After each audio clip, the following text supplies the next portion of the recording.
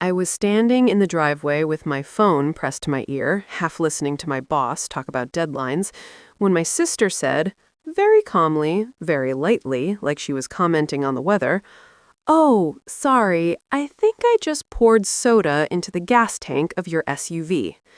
For a second, my brain refused to translate the words into meaning. They floated there, harmless, ridiculous. Soda didn't belong anywhere near a gas tank. Soda belonged in cup holders and sticky back seats in movie theaters, not inside the open mouth of my brand new, black-on-black luxury SUV that I'd waited 6 months for. "What?" I said, too softly.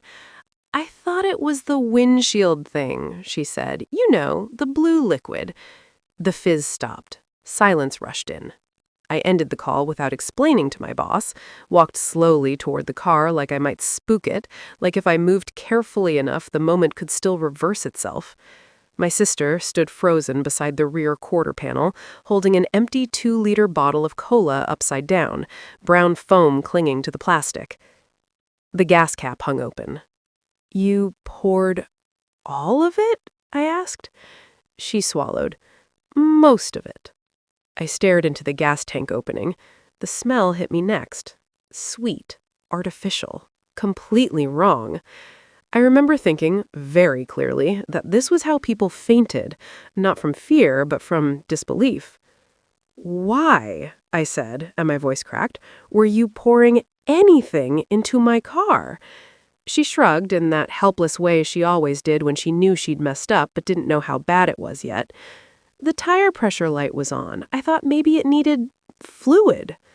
I laughed then, a sharp, hysterical sound that didn't belong to me. "Tires don't need soda, Claire." "I know that now," she said quickly. "I said sorry." Something about the way she said it bothered me. Too fast, too rehearsed. Like she'd already practiced the apology in her head before I'd even come outside. I closed the gas cap with trembling hands and leaned my forehead against the cool metal of the car.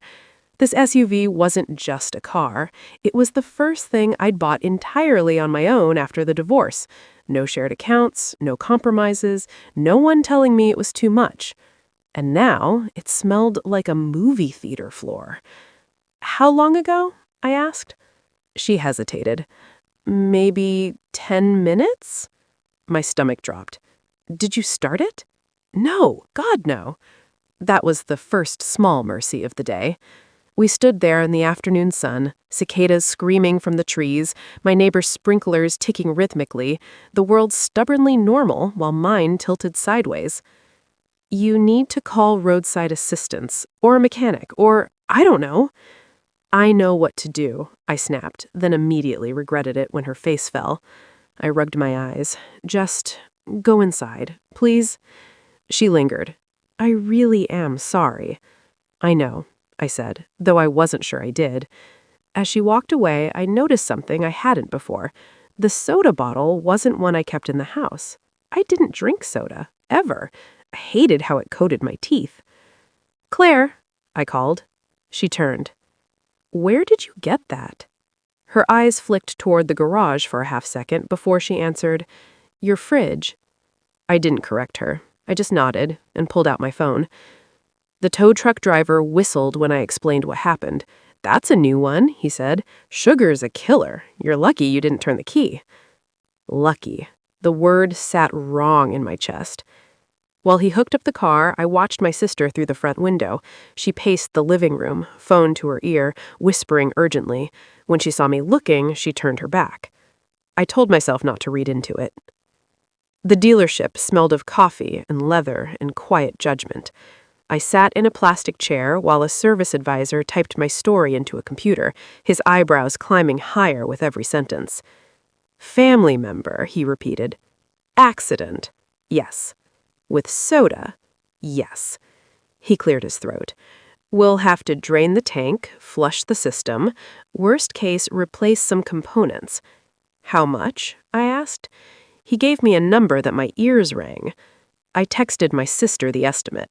3 dots appeared immediately, then vanished, then appeared again. Finally, "I'll help however I can." I stared at the screen. Claire had been living with me for 4 months, ever since she'd taken a break from her job and her boyfriend, and apparently responsibility. Helping however she could usually meant emotional support and borrowed sweatshirts, not thousands of dollars. I drove home in a loaner car, my hands gripping the steering wheel too tightly, my mind replaying the fizz, the smell, the way she'd known to apologize before I even spoke. That night, I couldn't sleep. Every time I closed my eyes, I saw the soda disappearing into the tank like it was being swallowed. Around 2 a.m., I heard the soft creak of the hallway floorboards. My bedroom door was cracked open. I stayed still, listening. Claire's shadow paused outside my door. She didn't knock. She just stood there for a long moment, breathing. Then her phone lit up, casting a pale glow on the wall. "I told you it was done," she whispered. My heart started pounding. "I said it was an accident. She bought it." There was a pause. A voice murmured on the other end, too low for me to hear words. "No," Claire said. "She didn't suspect anything, just upset." Another pause. "I know, but it had to look real." I held my breath so hard my chest hurt. "Tomorrow," she said, "I'll finish it." Her shadow moved away. The floorboards creaked again. Her bedroom door closed. I lay there in the dark, staring at the ceiling, my mind racing, every instinct screaming that the soda in my gas tank wasn't the mistake I thought it was, and whatever my sister planned next wasn't going to stay contained in the driveway. I didn't sleep after that. I lay there with my eyes open, counting the seconds between the hum of the refrigerator kicking on and off, listening for any sound that didn't belong in my house. Every time the air shifted, my body tensed like I was bracing for impact. By morning, I had convinced myself of two things at once: that I'd imagined the whole conversation, and that ignoring it would be the biggest mistake of my life. Claire acted normal at breakfast. Too normal. She stood at the stove in one of my oversized t-shirts, humming softly while flipping pancakes like she hadn't poured soda into my gas tank and whispered secrets into her phone hours earlier. "You look tired," she said lightly, sliding a plate toward me. "I didn't sleep well." She smiled. "Stress does that." I watched her carefully as I poured coffee. Her hands were steady. No guilt tremor, no nerves, just that familiar, charming calm she'd perfected over the years. The same one she used on teachers when we were kids, on cops when she got pulled over, on men who thought she was fragile instead of dangerous.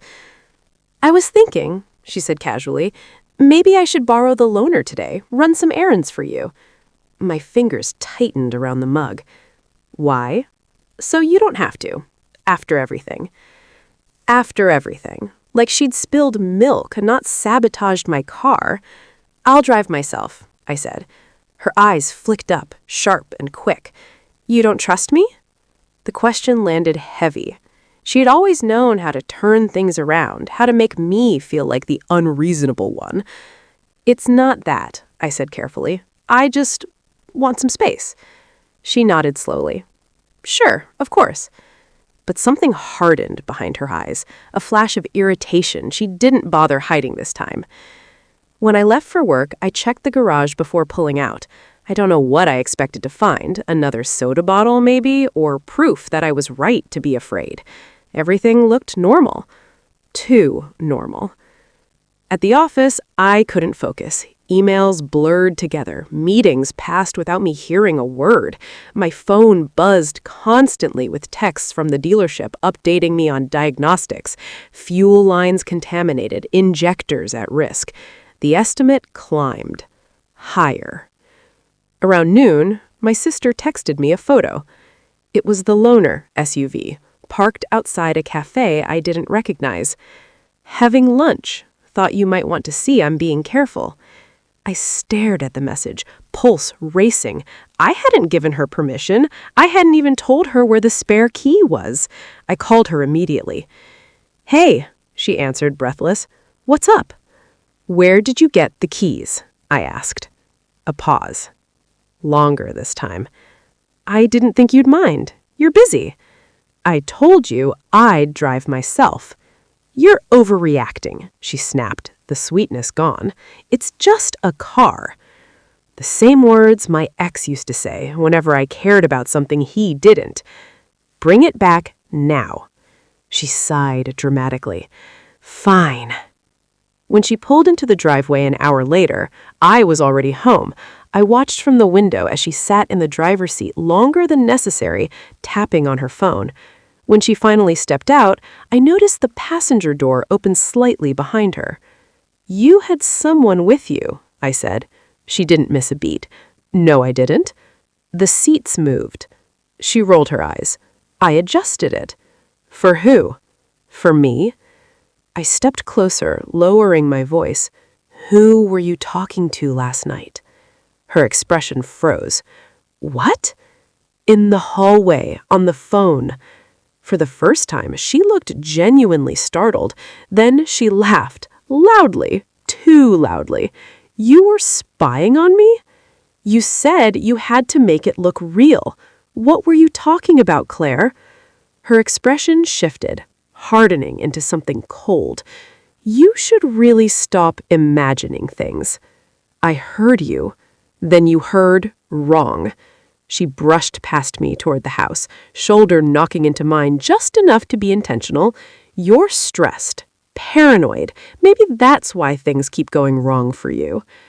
I stood there, shaking, watching her disappear inside my home. That night, I locked my bedroom door for the first time since she moved in. At 3:17 a.m., my phone buzzed. Unknown number. A photo loaded slowly on my screen. It was my SUV. Not at the dealership, not in my driveway. It was parked under a flickering streetlight somewhere I didn't recognize. The hood was up, the gas cap open. A message followed.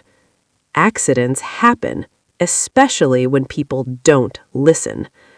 I sat up so fast, my head spun. I texted back immediately. Who is this? 3 dots appeared, then vanished. Then another message arrived. Ask your sister. I sat on the edge of my bed with my phone glowing in my hand, staring at the photo again. The angle was wrong, too deliberate.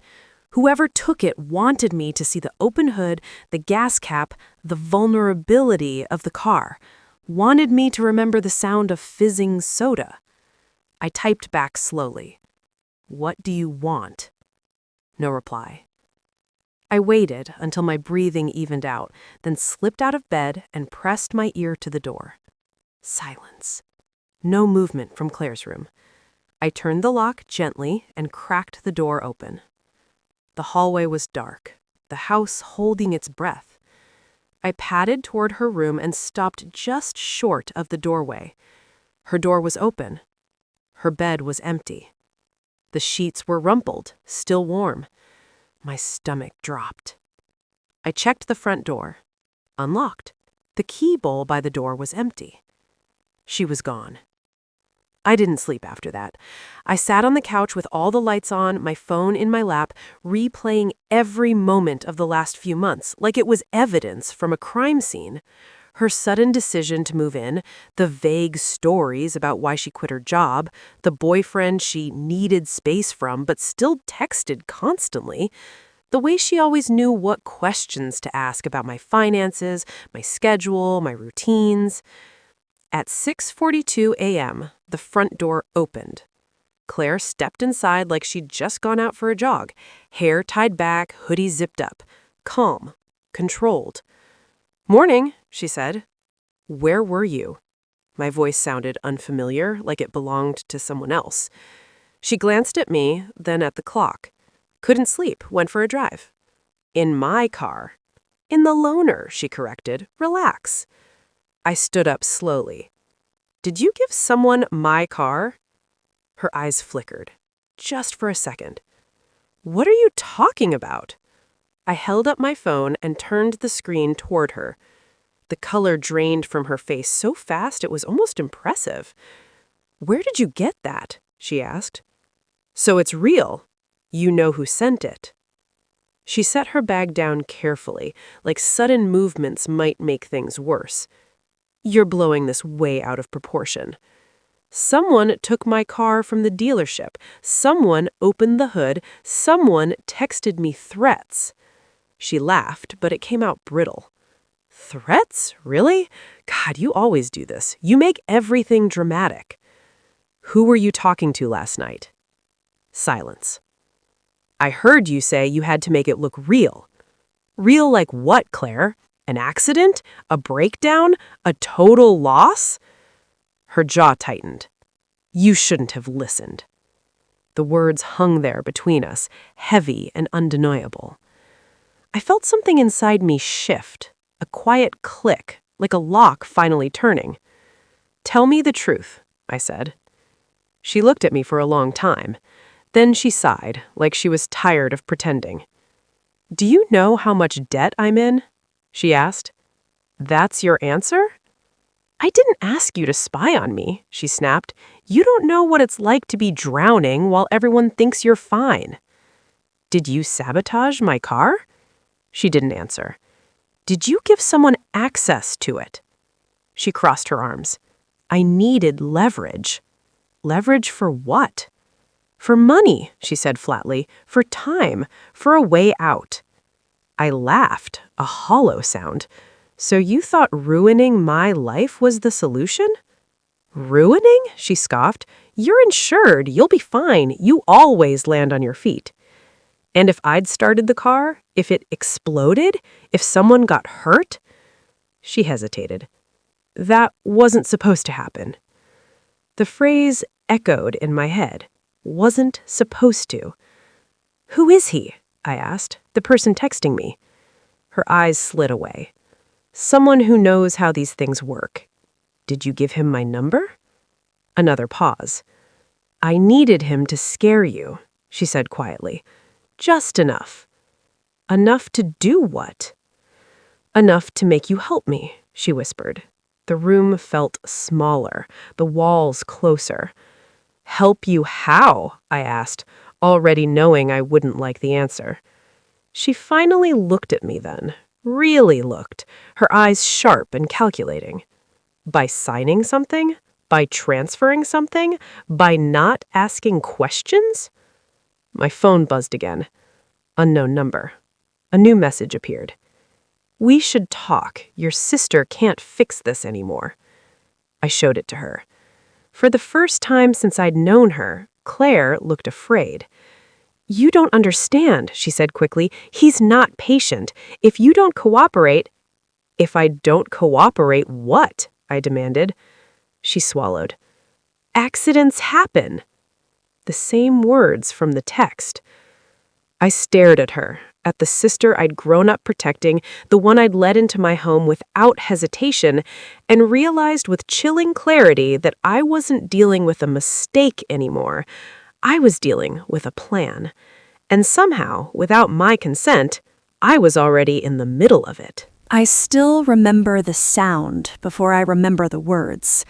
The scrape of a wooden chair against tile, that sharp, ugly screech that makes everyone at a dinner table pause mid-breath. We were all sitting there, plates half full, the smell of roasted chicken and buttered rolls hanging warm in the air. My daughter Lily's feet didn't reach the floor from the chair, so they swung back and forth under the table, tapping lightly against the legs. She was telling my brother about a spelling test she'd aced that week, her voice soft but proud, cheeks pink from excitement. Then my mom stood up. Her chair scraped back hard, louder than necessary, and before I could even look up properly, her hand came out. She grabbed the back of Lily's chair and yanked it. My daughter lurched forward with a small yelp, her hand slapping the table to catch herself. Her glass tipped, water spilling across the tablecloth like a spreading bruise. My mom didn't even flinch. She leaned down close to Lily's face, her mouth tight, her eyes cold in a way I knew too well. Move, she snapped. Seats are for my real grandchild. For half a second, no one spoke. The room went quiet in that awful, heavy way where you can hear the hum of the refrigerator and the ticking clock on the wall. Lily froze, her little hands still pressed to the table, her eyes wide and confused. She looked at my mom, then slowly turned to me like she was checking to see if this was some kind of joke I was supposed to laugh at. "Mama?" she whispered. That single word hit me harder than the chair scraping ever could. I stood up so fast my own chair fell backward. It hit the floor with a bang, but I barely registered it. My heart was pounding in my ears, loud and wild, like it was trying to escape my chest. "What did you just say?" I asked. My voice didn't sound like mine. It came out low and shaky, wrapped tight around something dangerous. My mom straightened, smoothing the front of her blouse like she'd just corrected a minor inconvenience. "You heard me. That seat's for Ethan." Ethan, my sister's son, the golden child, the one she'd started calling my grandson the moment his gender was revealed at a pastel blue baby shower 5 years ago, while Lily had already been alive for 3 years and somehow still didn't count. My sister Amanda sat at the other end of the table, one hand resting protectively on Ethan's shoulder. He was 8 too, born just 3 months after Lily, and he stared at the scene with wide eyes, clearly uncomfortable but saying nothing. "Mom?" I said, every muscle in my body tight. "She's a child. You just shoved her." "She wasn't shoved. She was moved. There's a difference."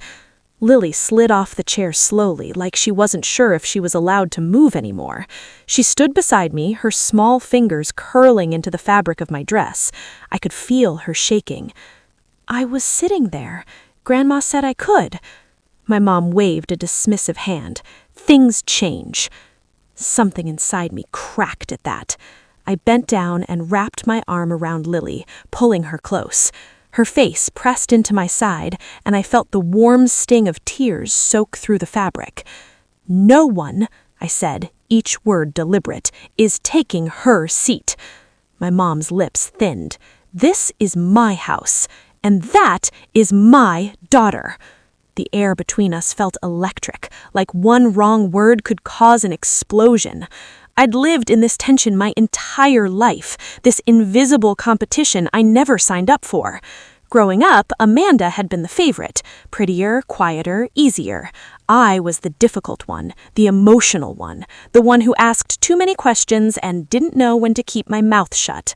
When I got pregnant at 19, my mom cried, but not the happy kind. "You've ruined your life," she'd said back then, "and mine by association." Amanda got pregnant at 26, married, planned, and celebrated. There were balloons, there was cake, there were photos framed on my mom's mantle within days. Lily never had a photo there. "Just let Ethan sit," Amanda said softly now, finally speaking up. "It's not a big deal." I turned to her so fast she flinched. It is a big deal. She was already sitting. Ethan shifted uncomfortably. "It's okay," he murmured. "I can sit somewhere else." My mom shot him a look. "No, you won't." She turned back to Lily, her gaze sharp. "Go sit on the couch if you want to stay in this room." Lily looked up at me again, her eyes swimming. Did I do something wrong? That question, God, that question ripped straight through me. "No," I said immediately, my voice breaking. "You did nothing wrong, nothing." My mom sighed dramatically, like she was the victim here. "You're always so dramatic. I'm just saying blood matters." I felt my breath catch. "What did you say?" She shrugged. "She's not really—" "Finish that sentence," I said. The table erupted then. My brother cleared his throat. My dad stared down at his plate like it held the secrets of the universe. Amanda muttered something about everyone calming down. But my mom looked me dead in the eye and finished it. "She's not really my grandchild." The words landed like a slap. Lily made a small sound, somewhere between a gasp and a sob, and buried her face against my stomach. I wrapped both arms around her and stood there shaking, staring at the woman who raised me, wondering how I'd spent so many years trying to earn love from someone who could look at an 8-year-old girl and say that. "You don't get to say that," I said quietly. "Oh, I just did," she replied. I picked Lily up then, feeling her arms wrapped tightly around my neck. "We're leaving." My mom laughed, short and sharp. "Over a chair?" "No," I said, "over everything." As I turned toward the door, my dad finally looked up. "You're overreacting," he said weakly. I didn't answer him. I walked past the framed photos on the wall, the family portraits where Amanda and Ethan were always centered, smiling brightly. Lily had never been in one. I'd noticed it years ago, but convinced myself it didn't mean anything. Now it screamed. When I reached the door, my mom called out behind me, her voice suddenly sweet. "Don't expect an apology." I paused with my hand on the knob. "I don't, but you should expect consequences." Her laugh followed me out onto the porch, sharp and dismissive. I strapped Lily into her car seat with hands that wouldn't stop trembling. She sniffed hard, trying to be brave in that way kids do when they don't want to make things worse. "Mom?" she asked softly. "Yes, baby.